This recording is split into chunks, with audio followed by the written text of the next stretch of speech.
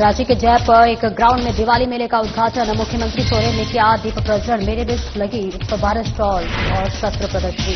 उपचुनाव में जेएमएम का सुमेश सोरेन पर सुमेश सोरेन बने जेएमएम के अधिकारी प्रत्याशी। टिकट घोषणा से कार्यकर्ताओं में खुशी।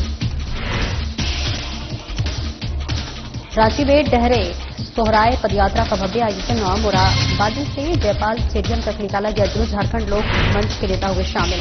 रांची में व्यावसायिक शिक्षकों का हंगामा। शिक्षकों का 6 माह का वेतन बकाया। जेईटीसी कार्यालय का शिक्षकों ने किया घेराव।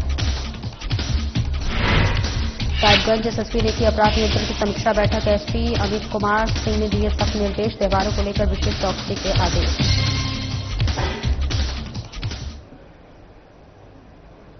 नमस्कार, स्वागत है आपका। मैं हूं आपके साथ सपना दीपक मंदेशा। बुलेटिन का आगाज करेंगे राजधानी रांची के जैप एक ग्राउंड में इप्सोवा द्वारा आयोजित दिवाली मेले का शुभारंभ मुख्यमंत्री हेमंत सोरेन और विधायक कल्पना सोरेन की उपस्थिति में दीप प्रज्वलन के साथ हुआ। मुख्यमंत्री को डीजीपी द्वारा सम्मान स्वरूप सोल ओढ़ाकर और विशेष पेंटिंग पेंट की गई। और इस बीच 3 दिन तक चलने वाले मेले में 112 स्टॉल्स लगे हैं, जिनमें खानपान और शस्त्र प्रदर्शनी शामिल है। मेले में तिरंजादी ड्राइंग और सिंगिंग, पेंटिंग और डांस प्रतियोगिता भी आयोजित की जाएंगी। और मुख्यमंत्री ने इप्सोवा के काम की सराहना की और संस्था के उज्जवल भविष्य की कामना की। इप्सोवा माध्यम ने पुलिस विभाग के लिए अस्पताल निर्माण के फैसले का स्वागत किया।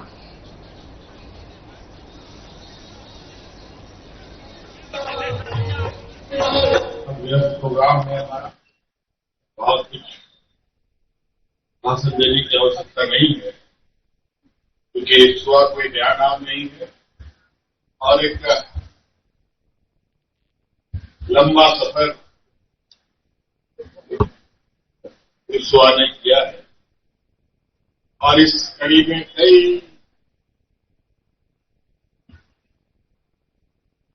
ऐसे कार्य इस संस्था के द्वारा किया गया है जो समाज के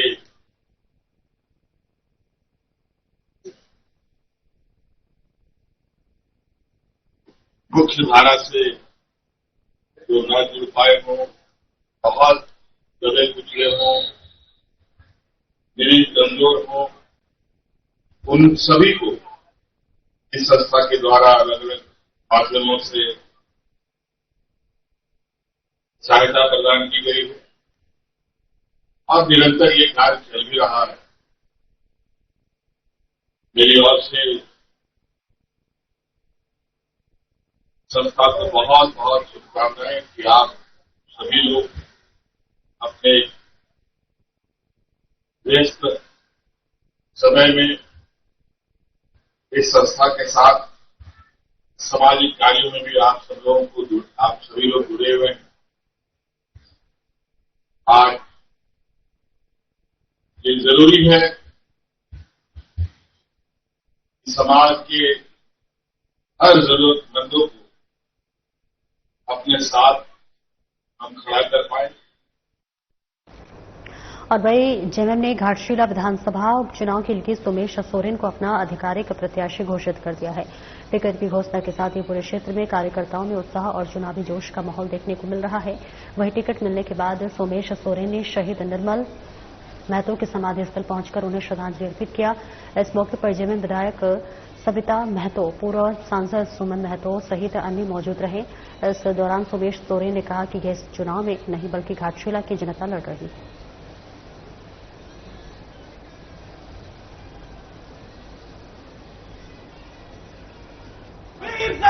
और उनका जितना सपना था इस विधानसभा में, उस सपना को पूरा करने का काम करेंगे। और ये चुनाव हम नहीं, ये सारे हमारे विधानसभा के जनता लड़ रहे हैं। हमारे एक एक बूथ सदस्य लड़ रहे हैं और हमारे जितने नेतागण सभी इस चुनाव में लड़। जनता से क्या अपील करते हैं? जनता का आशीर्वाद और प्यार है और यही मैं अपील करूंगा कि बाबा जैसे थे मैं वैसे ही रहूंगा और हमेशा हम पर, हमारे मेरे परिवार पर आशीर्वाद बनाए रखें। राजधानी रांची में पूर्व घोषणा के अनुसार डहरे सोहराय पर्व के उपलक्ष्य में एक भव्य पदयात्रा निकाली गई। यह पदयात्रा मोराबादी मैदान से शुरू होकर रेडियम रोड होते हुए जयपाल सिंह स्टेडियम तक गई। इस सांस्कृतिक पदयात्रा में पारंपरिक वेशभूषा, लोक नृत्य, मांदन, नगाड़ों की गूंज और आकर्षक झांकियों ने जनमानस को अपनी संस्कृति से जोड़ दिया। पदयात्रा में समाज के विभिन्न वर्गों की भागीदारी देखने को मिली। इस आयोजन में जेएलकेएम नेता देवेंद्र नाथ महतो भी शामिल हुए। ये पदयात्रा झारखंड की सांस्कृतिक विविधता और सामाजिक एकजुटता की अद्भुत मिसाल बनी।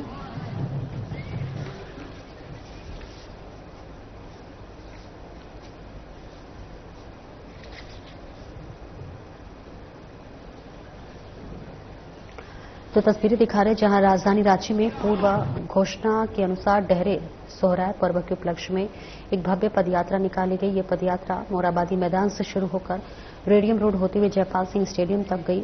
इस सांस्कृतिक पदयात्रा में पारंपरिक वेशभूषा, लोक नृत्य, मांदर, नगाड़ों की गूंज और आकर्षक झांकियों ने जनमानस को अपनी संस्कृति से जोड़ दिया। पदयात्रा में समाज के विभिन्न वर्गों की भागीदारी देखने को मिली। इस आयोजन में जेएलकेएम नेता देवेंद्र नाथ महतो भी शामिल हुए। ये पदयात्रा झारखंड की सांस्कृतिक विविधता और सामाजिक एकजुटता की अद्भुत मिसाल बनी। तस्वीरें रांची से दिखा रहे हैं जहां डहरे सोहराय पदयात्रा का भव्य आयोजन किया गया। और वहीं रांची में झारखंड के व्यावसायिक शिक्षकों ने 6 माह से वेतन नहीं मिलने के विरोध में झारखंड एजुकेशन प्रोजेक्ट काउंसलिंग कार्यालय का घेराव किया। शिक्षकों ने जोरदार प्रदर्शन करते हुए आरोप लगाया है कि आउटसोर्सिंग एजेंसी के माध्यम से नियुक्ति होने के कारण उन्हें समय पर वेतन और नौकरी की स्थिरता नहीं मिल रही है। कई शिक्षकों को पिछले 6 महीनों से एक भी वेतन नहीं मिला, जिससे वे आर्थिक संकट से जूझ रहे हैं। शिक्षकों ने मांग की है कि उनकी सेवाएं सीधे सरकार के अधीन की जाए ताकि उन्हें आउटसोर्सिंग एजेंसियों की मनमानी से मुक्ति मिल सके।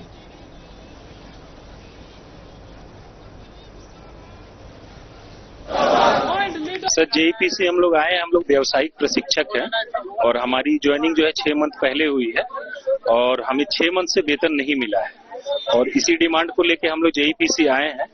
और हुआ क्या है कि हमारे स्कूलों में 2 तरह की बीटी को अपॉइंट किया गया। एक बीटी जिनको सेंट्रल फंड से पैसा मिलता है और एक बीटी जिनको स्टेट फंड से पैसा मिलता है। अभी जेईपीसी ने मना कर दिया है कि जेईपीसी स्टेट फंड का जो बिल है वो कंपनी ने पास नहीं किया है। जेईपीसी ने पास नहीं किया है, कंपनी को नहीं दिया है। अब उस चलते कंपनियां हमें बोल रही है कि हम आपको पेमेंट नहीं करेंगे और इसी मांग को लेकर हम लोग यहाँ पे आए हैं ताकि हमें पेमेंट मिले। और ये भेदभाव सिर्फ शिक्षकों तक सीमित नहीं है, ये भेदभाव बच्चों तक भी किया जा रहा है। साहिबगंज पुलिस लाइन स्थित एसपी कार्यालय सभागार में गुरुवार को पुलिस अधीक्षक अमित कुमार सिंह ने पुलिस पदाधिकारियों के साथ मासिक अपराध नियंत्रण को लेकर बैठक की। बैठक के दौरान उन्होंने पिछले माह में दर्ज विभिन्न कांडों की समीक्षा करते हुए उसमें प्रगति लाने का संबंधित पदाधिकारियों को निर्देश दिया। साथ ही आगामी दीपावली, काली पूजा व छठ पूजा को ध्यान में रखते हुए सभी थाना प्रभारियों को अपने थाना क्षेत्रों में विशेष चौकसी बरतने का निर्देश दिया।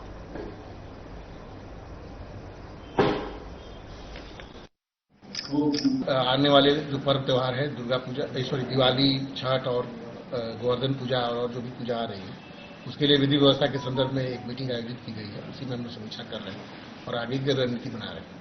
तो पूजा के लिए क्या अतिरिक्त बल कहाँ लगेंगे, कहाँ संवेदनशील स्थान है, उसके लिए क्या तैयारी करनी है, उसी सब बिंदुओं पर हम लोग चर्चा कर रहे हैं। छठ घाटों की सुरक्षा कैसे की जाएगी, यही सब बिंदु है। धनबाद के बाबूडीह स्थित मॉडल आंगनबाड़ी केंद्र का उद्घाटन गुरुवार को सांसद ढोलू महतो ने किया। इस अवसर पर स्थानीय ग्रामीण आंगनबाड़ी सेविकाएं, सहायिकाएं और समाज कल्याण विभाग के अधिकारी मौजूद रहे। सांसद ने आंगनबाड़ी केंद्र को बच्चों के भविष्य की पहली पाठशाला बताया और सरकार की आधुनिक सुविधाओं की तारीफ की। जिला समाज कल्याण पदाधिकारी स्नेहा कश्यप ने बताया कि जिले में 25 मॉडल आंगनबाड़ी केंद्र बनकर तैयार हो चुके हैं, जहां बच्चों के लिए पठन, पाठन और खेल में सीखने की व्यवस्था है। दीवारों पर शिक्षाप्रद चित्र बनाए गए हैं और मनोरंजन सामग्री भी उपलब्ध है। ये पहल आईसीडीएस के तहत संचालित है। कार्यक्रम में समाजसेवी और पंचायत प्रतिनिधि भी शामिल हुए और बच्चों में मिठाई व शैक्षणिक सामग्री वितरित की गई। देखिए, आज के इस आंगनबाड़ी केंद्र बाबूडीह विवाह भवन के पीछे इस शुभ उद्घाटन में हम सबों के बीच हमारे अंचलाधिकारी जी, इस क्षेत्र के लोकप्रिय पार्षद, हमारे सांसद प्रतिनिधि बड़े भाई नितिन भाई भैया जी, हमारे विधायक प्रतिनिधि बड़े भाई मनोज मुलाकार जी, हमारे पुरुषोत्तम जी, हमारे सीडीपीओ मैडम, हमारे और तमाम हमारे आंगनबाड़ी केंद्र के सभी सहायिका दीदियों, आज बहुत खुशी और गर्व के साथ कहना पड़ रहा है कि शहर के बीचों बीच ये मॉडल आंगनबाड़ी केंद्र का शुभ उद्घाटन हुआ है। मुझे पूरा विश्वास है कि आंगनबाड़ी केंद्र मां के बाद दूसरा अगर गुरु होता है या बच्चा जो होता है, उनका पहला कदम आंगनबाड़ी से ही प्रारंभ होता है। वैसे तो आप लोग देख ही रहे हैं जो इतना खूबसूरत आंगनबाड़ी है और बच्चों के लिए जो एकदम फ्रेंडली है, उनके एनवायरनमेंट के लिए है। बच्चे देखकर इसको अट्रैक्ट हो रहे हैं और हमारे इस आंगनबाड़ी केंद्र में अटेंडेंस भी बढ़ा है। जब से ये केंद्र बना है तो बच्चों ने इसको देखकर और भी बच्चे आने लगे और पेरेंट्स भी खास करके अपने बच्चों को यहाँ पे छोड़कर जा रहे हैं और प्री स्कूल एजुकेशन बच्चों को मिल रहा है। आप अंदर देखेंगे बच्चों के प्री स्कूल मटेरियल्स बहुत सारे दीवारों पे किए हुए हैं, जैसे ABCD है 1 2 3 4, ताकि बच्चे यहाँ से सीख कर जाएंगे और स्कूल में फिर उनका एडमिशन होगा तो स्कूल में उन्हें ये रेडीनेस हम लोग तैयार कर रहे हैं बच्चों को, ताकि वो स्कूल जाएं और वहाँ पे उनको दिक्कत। बेरमो के चंद्रपुरा डीवीसी पावर प्लांट में करीब 650 AMC और ARC मजदूरों का लंबे समय से वेतन और अन्य मांगों को लेकर संघर्ष जारी है।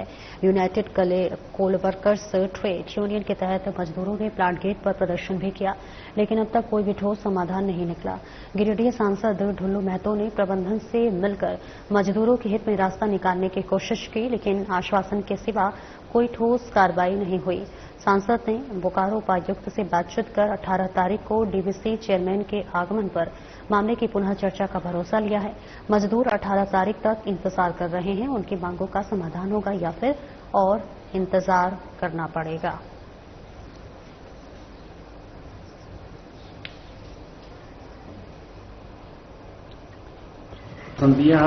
डीवीसी प्रबंधन भी दिए हैं। अब 18 तारीख को बैठक है, इस पर क्या निर्णय होता है देखिए, नहीं तो फिर इसका लड़ाई लड़ा जाएगा। कई बैठक की दौर हो चुकी है। हाँ, 2-3 बार तो बैठक हो चुकी है। आई लोगों का जो मजदूरों का मांग है एकदम जायज मांग है। बहुत लंबे समय से 20 साल से 15 साल से 25 साल से काम कर रहे हैं और अभी तक परमानेंट नहीं हुआ, कोई लिस्टेड नहीं हुआ है। आखिर किसी तरह का कोई अप्रिय घटना घट जाए तो इसका जवाबदेही कौन होगा? और आज डीवीसी यहां तक पहुंचा है तो इन लोगों का देन है, इन लोगों का खून पसीना का देन है कि आज डीवीसी यहां तक पहुंचा है। डीवीसी का कर्तव्य बनता है कि इन लोगों का कैसे हम सूचीबद्ध करें, कैसे इसको परमानेंट करें, इस पर विचार करना चाहिए।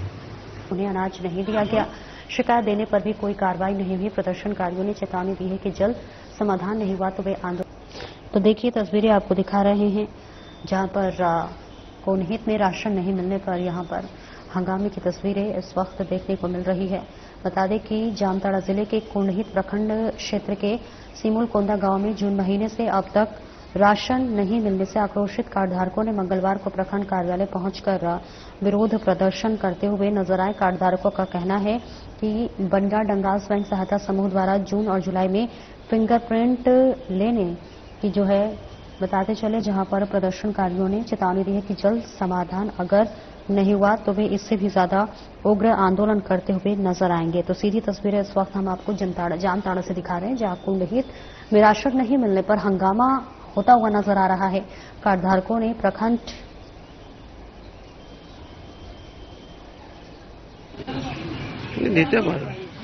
देखिए 3 महीना अभी चावल नहीं देता है, इसलिए हम लोग आया है और इस महीने का अभी पता नहीं कहाँ देगा कब देगा, अभी तो नहीं हुआ।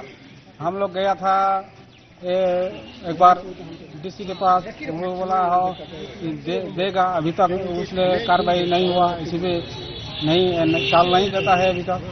आदिवासी बहुल ग्राम है हमारा, जहाँ आदिवासी और पिछड़ा वर्ग का आदमी है। हम लोग सब 4 महीना से चावल हम लोगों को नहीं मिला है, इसलिए हम लोगों को सीमुलकोंदा गांव का भुखमरी पैदा होगा।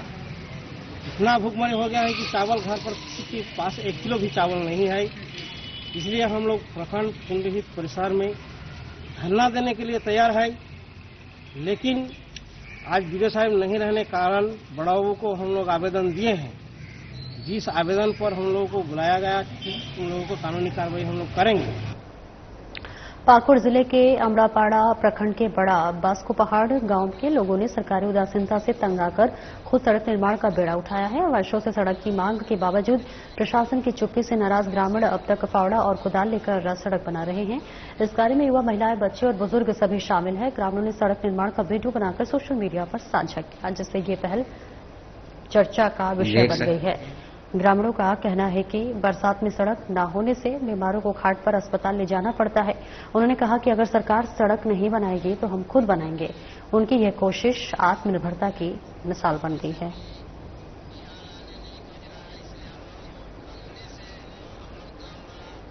जामताड़ा के पीएमसी उत्क्रमित उच्च विद्यालय में डिस्लेक्सिया जागरूकता माह के तहत रैली और पेंटिंग प्रतियोगिता का आयोजित किया गया।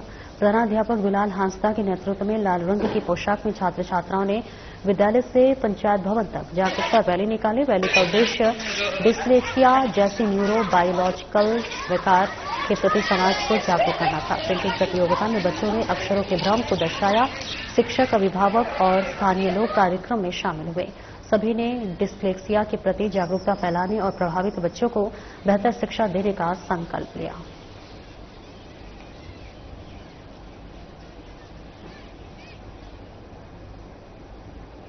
पीएमसी उत्क्रमित उच्च विद्यालय बिंदापाथर के प्रभारी प्रधानाध्यापक आज 16 अक्टूबर 2025 को आज हम लोग एक वॉक फॉर डिस्लेक्सिया का एक प्रभात फेरी हम लोग निकाले, जिसमें आपका पीड़ित इस बीमारी से जो पीड़ित है, पढ़ने लिखने और भाषा बोलने में असमर्थ रहता है या उस बीमारी से जो पीड़ित है, उन सभी को जागरूक करने के लिए आज एक पदयात्रा हम लोग निकाले। करोड़ की लागत से बनी चास के नवा निर्मित 4 लेन सड़क पर बड़ी लापरवाही सामने आई है। आपको बता दें कि धर्मशाला मोड़ से पुरुलिया जाने वाली मुख्य सड़क पर इस काम को करने वाले पथ निर्माण विभाग कार्यालय से महज 500 मीटर की दूरी पर सड़क धंस गई है, जहां लोगों को हादसे से बचने के लिए टहनिया और लाल कपड़ा लगाकर उसे चिन्हित किया गया है। वहीं पथ निर्माण विभाग चास नगर निगम ने जलापूर्ति योजना के तहत सड़क के नीचे पाइप बिछाने वाली एजेंसी को दोषी ठहरा रही है। स्थानीय लोगों ने जल्द से जल्द इसकी मरम्मती कराने की मांग की है। बहुत खतरनाक है। कोई रात बिरात के अगर गाड़ी लेके आएगा तो सीधे जाएगा गड्ढा में, एक्सीडेंट हो जाएगा। कब का घटना है? कल का है। कैसे घटा है? कुछ पाइप फट गया है चास नगर निगम का। अच्छा, इस जगह पे गाड़ी का तो देखे कि यहाँ बगल में पानी भरने लगा। हाँ, पानी भरने लगा। उसके बाद हम लोग रिंच जो अपना उठाए और अपना साइड चले गए। मतलब कैसे मैंने रोड पूरा एकदम गड्ढा बन गया? कैसे? गड्ढा तो कल शाम को था नहीं, खाली पानी भर गया था इस जगह पे। उसके बाद क्या हुआ, हम साहिबगंज के सदर अस्पताल में डीएमएफटी फंड से अत्याधुनिक पेइंग वार्ड का निर्माण किया गया है। ये वार्ड निजी अस्पतालों की तरह AC, bed, sofa, fridge, water filter, TV, पंखा जैसी सुविधाओं से लैस है। कुल 7 वार्ड बनाए गए हैं, जिनमें से प्रत्येक में अलग शौचालय और बाथरूम है। पेइंग वार्ड की सुविधा मरीजों को 1000 रुपये प्रतिदिन के हिसाब से उपलब्ध कराई जाएगी। आपको बता दें कि वार्ड तक पहुंचने के लिए रैंप और 2 रास्ते बनाए गए हैं। अस्पताल में नर्स और सफाई कर्मी भी तैनात रहेंगे। डीएमएफटी के सदस्य सतीश चंद्रा और सीएस रामदेव पासवान ने संयुक्त रूप से इसका उद्घाटन किया। पासवान ने कहा कि सक्षम मरीज इस सुविधा का लाभ उठा सकते हैं और निजी अस्पतालों से बेहतर सेवा मिलेगी। पेइंग वार्ड बनाने का तात्पर्य यही था कि कुछ परिवार जो अस्पताल में नहीं आना चाहते थे, जबकि हमारे यहाँ सारी सुविधा है, लोग नहीं उठा पाते थे, तो एक सेपरेट वार्ड है ना बना दिया गया और अच्छा सुंदर सुसज्जित वार्ड है जो बनाया गया। तो लोग आवे, यहाँ के जिला के निवासियों से मेरा आग्रह है, निवेदन है कि आवे, अपना इलाज करावे और जो उनको सुविधा मिल रही है वो सुविधा का लाभ ले। साथ साथ कुछ सुविधा में कमी होगी तो फिर उसका इंफॉर्मेशन हम लोग को मिले ताकि हम सुधार सकें। धनबाद के चर्चित कोयला व्यापारी के कैलाश अग्रवाल के घर सेंट्रल जीएसटी की छापा पड़ा है। सदर थाना क्षेत्र के धया स्थित जगदम्बा आवास पर गुरुवार दोपहर 1 बजे पहुंची जीएसटी की टीम तब से लगातार छापेमारी कर रही है। आपको बता दें कि कोयला व्यवसायी कैलाश अग्रवाल कोयला के बड़े कारोबारी हैं और धनबाद के बरवा अड्डा और गोविंदपुर में हार्डकॉक भट्टा के मालिक हैं। सूत्रों के माने तो यह छापेमारी जीएसटी चोरी से जुड़ा हुआ है। बताया जा रहा है कि कई कागजातों भी जीएसटी टीम द्वारा जब्त किए गए हैं।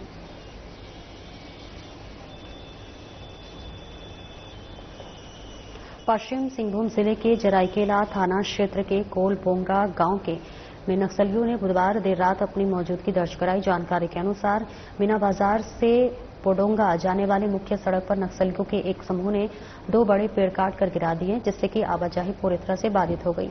घटनास्थल पर 2 लाल बैनर लगाए गए हैं, जिनमें पुलिस प्रशासन को चेतावनी दी गई है और सरकार की नीतियों के विरोध में नारे लिखे गए हैं। माओवादियों ने बंद को सफल बनाने के लिए अपील की है और इस घटना से इलाके में दहशत का माहौल है। पुलिस जांच में जुटी हुई है।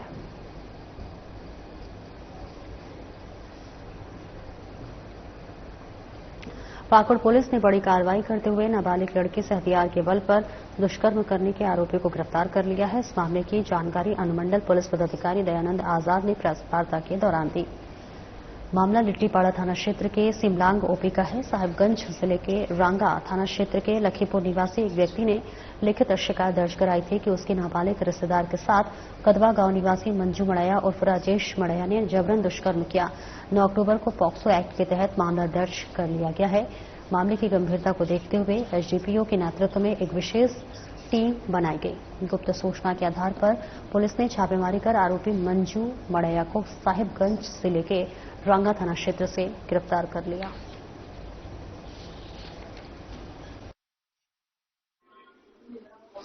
दिनांक 9 तारीख को एक सप्ताह पहले श्रीरंग थाना ओपी क्षेत्र में एक नाबालिग लड़की के साथ एक लड़के के द्वारा जो है हथियार के बल पे बलपूर्वक बलात्कार किया गया था। बलात्कार की घटना को अंजाम किया गया था और उस संबंध में जो है शिमलंग में कांड संख्या 57-25 रेप सेक्शन में और पॉक्सो एक्ट में दर्ज किया गया था। मामला की गंभीरता को देखते हुए एसपी मैम के द्वारा मेरे नेतृत्व में एक टीम बनाई गई थी और उसके बाद वो टीम जो है थाना प्रभारी शिमलंग के नेतृत्व में साहिबगंज जिला में लगातार कैंप कर रही थी, क्योंकि अभियुक्त का लोकेशन वहीं का आ रहा था और कल साहिबगंज जिला से अभियुक्त को रांगा थाना क्षेत्र से अभियुक्त को गिरफ्तार किया गया है। बिहार विधानसभा चुनाव से पहले चतरा पुलिस को बड़ी सफलता मिली है। पुलिस अधीक्षक सुमित अग्रवाल को मिली गुप्त सूचना पर हंटरगंज पुलिस ने गोसाईडीह चेकपोस्ट के पास से 1.090 किलोग्राम अवैध अफीम के साथ 2 तस्करों को गिरफ्तार किया, जहां गिरफ्तार अभियुक्त परमेश्वर कुमार और राजकुमार गंजू लावालोंग थाना क्षेत्र के जिरौन गांव के निवासी है। पुलिस ने अफीम के साथ 2 मोबाइल फोन और 1 मोटरसाइकिल जब्त की। ये कार्रवाई एसडीपीओ के मार्गदर्शन में और वीडियो की उपस्थिति में की गई है। दोनों तस्करों के खिलाफ एनडीपीएस एक्ट के तहत मामला दर्ज कर जांच शुरू कर दी गई है। दिनांक 15/10/2025 को पुलिस अधीक्षक महोदय चतरा श्री सुमित अग्रवाल सर को गुप्त सूचना प्राप्त हुई थी कि एक होंडा साइन बाइक पर 2 संदिग्ध युवक हंटरगंज के रास्ते बिहार कुछ अवैध मादक पदार्थ खपाने की फिराक में है। इस सूचना के आलोक में हंटरगंज थाना प्रभारी द्वारा त्वरित कार्रवाई की गई, जिसके परिणाम स्वरूप 2 व्यक्तियों को रोकते हुए जब तलाशी ली गई तो उनके पास से कुल 1 किलो 90 ग्राम अफीम बरामद किया गया तथा उनके पास से 2 मोबाइल फोन भी बरामद कर जब्त किया गया। जमशेदपुर स्थित एमजीएम थाना क्षेत्र के सिमलू डांगा चौक के पास ग्रामीणों ने 2 युवकों को पिस्तौल के साथ पकड़ लिया। उसके बाद दोनों को एमजीएम थाना की पुलिस के हवाले कर दिया। पिस्तौल के साथ पकड़े गए युवकों में राहुल और राजा सिंह शामिल है। दोनों युवक मानगो डिमना रोड क्षेत्र के आनंद विहार के निवासी हैं। पुलिस की पूछताछ में युवकों ने बताया कि व्यवसाय करते हैं, लेकिन हथियार कहां से लाए फिलहाल इसकी जानकारी नहीं है।